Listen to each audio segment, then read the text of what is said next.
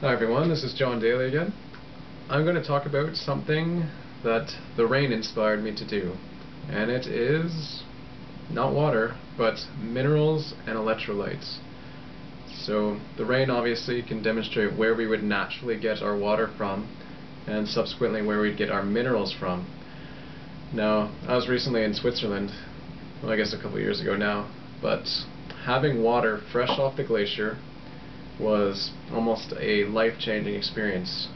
Feeling what natural water was and how it just makes your skin, your hair, just your whole body feel spectacular once you bathe in it, once you drink it. And I just wanted to explore and discuss a little bit why that is. So when the rain comes down and comes down the mountain, it gets mineralized. It picks up electrolytes, and electrolytes are minerals that are conductive of electricity, and that's what our body runs on.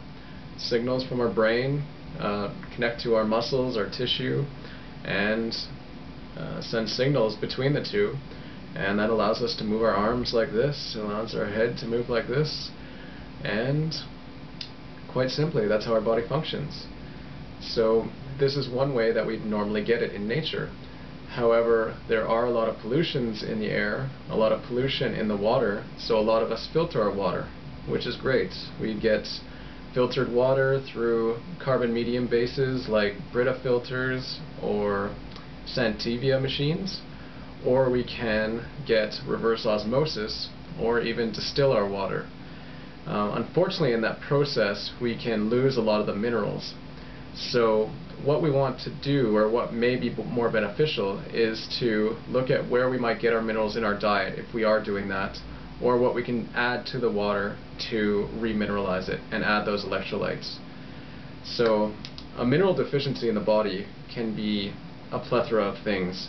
However, one big one that I think is very much underestimated in our culture is things like attention deficit disorder and even early onset of Alzheimer's or forgetfulness. Now, I've noticed a lot of people don't have a lot of mineral dense foods in their diet, and mineral dense foods are, you do see small ones like potassium in fruits and such, but we get most of ours from dark green leafy vegetables, cruciferous vegetables like kale, endive, spinach, broccoli, lettuces. And when we do get these mineral densities into our body, we can feel much more balanced. And if we equate minerals to earthiness, that is understandable. So when we do get these foods into our diet, we can feel very balanced. And so in regards to attention deficit disorder, we can feel very erratic. Our coordination can be off. And just like I mentioned earlier, these electrolytes that we have to connect the brain to the ligaments, to the muscles, can be off.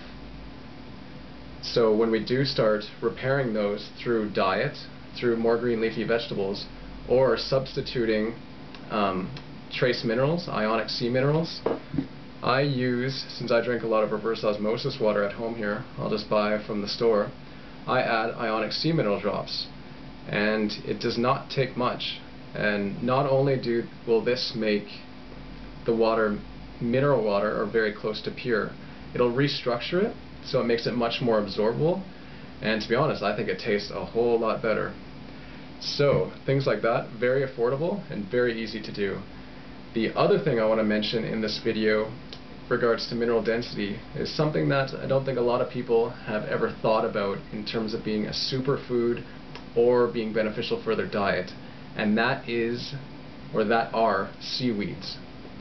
Seaweeds convert stone, an inorganic material, into a plant form, which would be an organic, very much absorbable form for our bodies to digest.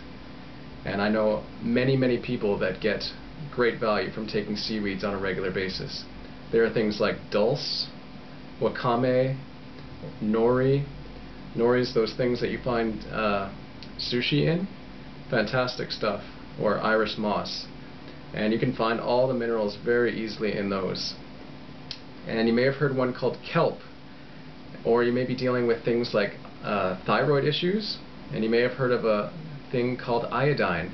Now, iodine is naturally found in kelp. In fact, if you are supplementing iodine through a liquid tincture form, you're likely getting it from kelp. So this is a mineral that is said to balance thyroid, both high and low. Now, definitely look and research if you are treating hypothyroidism or thyroidism. But these are things that when we do get into the diet, our body can be much more balanced. And I can't help but emphasize again, like ADD and things like that, I think can stem very much from a low mineral diet. So look into that. If you do feel that that is something that might be beneficial for you, look into it. As well, having more minerals in your diet, cruciferous vegetables, or even mineral drops, will make you more alkaline. And I'll discuss alkalinity and acidity in other videos. However, it's something that really benefits us long term, as well as makes us better absorb our food.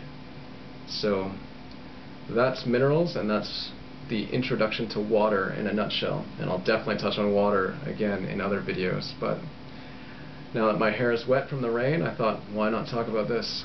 So, hope you learned something, and let me know how it's going for all of you. Alright? Take care.